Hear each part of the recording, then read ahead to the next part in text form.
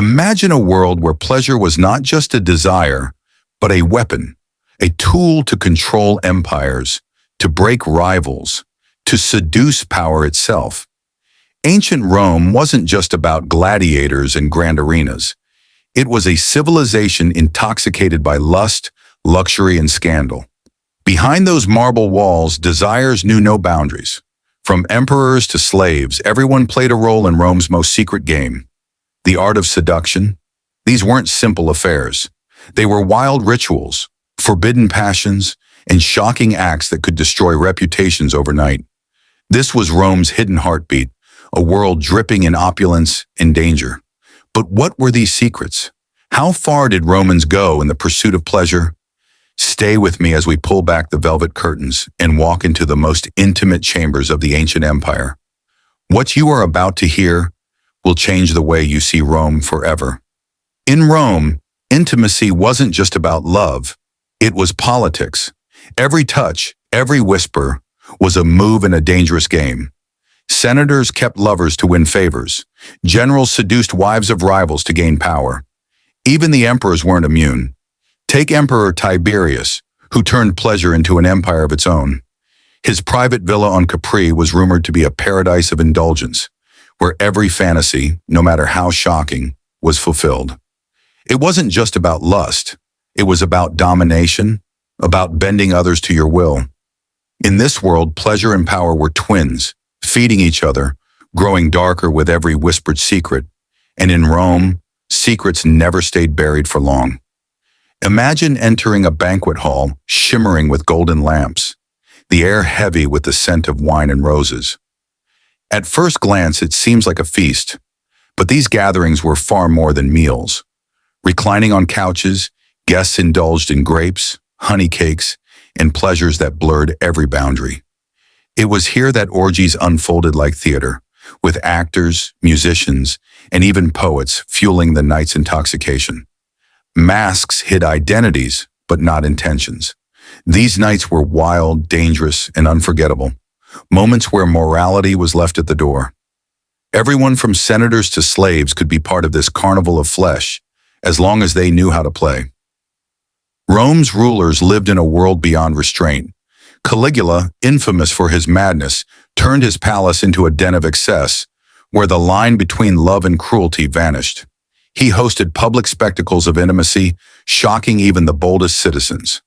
Then came Nero, who married not once but twice, to men in ceremonies as grand as any royal wedding. The empire didn't just tolerate such acts, it marveled at them. Desire was a performance, and Rome loved a good show. For emperors, these acts were more than pleasure. They were declarations of power, a way to remind the world that their will was law, even in the bedroom. Behind the velvet curtains stood the true queens of Rome, the courtesans. These women weren't just companions. They were influencers of the ancient world.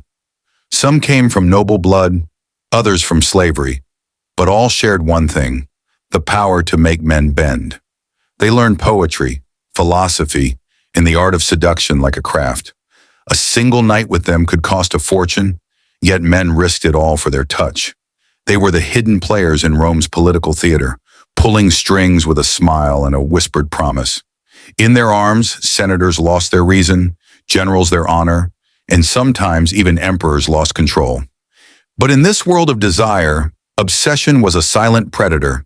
Affairs turned deadly, jealousy sparked conspiracies, and scandals toppled powerful men. A single rumor could ruin a family. Poisoned wine, midnight assassinations. Many began with broken hearts. Rome's passion was beautiful, but it was also brutal. The same lips that kissed could whisper betrayal. The same hands that caressed could drive a dagger. In the empire of lust, love was never innocent. It was a battlefield. Even the gods weren't spared from Rome's sensuality. Temples dedicated to Venus and Bacchus became stages for sacred but shocking rites. Worship blended with wild ecstasy, where prayers and passion danced together. Some rituals promised fertility, others redemption, but all involved acts that blurred the line between faith and flesh. To please the gods, Romans believed one must surrender to pleasure, and surrender they did, under the watchful eyes of marble statues and flickering torches as hymns echoed through the night. Yet behind the glitter, there was darkness. Many of these pleasures were not free, they came with chains.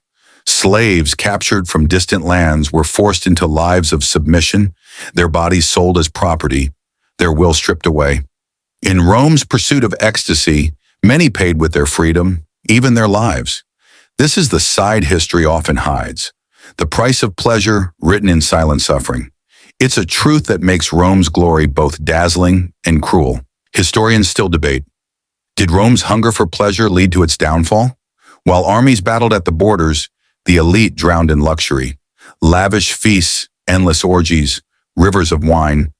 It was as if the empire believed itself immortal. But nothing lasts forever. Desire, when unchecked, becomes decay. And perhaps in those candlelit chambers, as silk sheets tangled and whispered moans filled the air, Rome sealed its fate, choosing pleasure over power, lust over loyalty. Today we walk through the ruins of Rome and marvel at its grandeur. But behind every broken column lies a secret, a story of love, lust, and longing. The empire may have crumbled, yet its passions still echo across time, stirring our curiosity, igniting our imagination. And as we close this journey into the heart of Rome's most forbidden desires, one question lingers. Were they sinners, or simply dreamers chasing the ultimate ecstasy?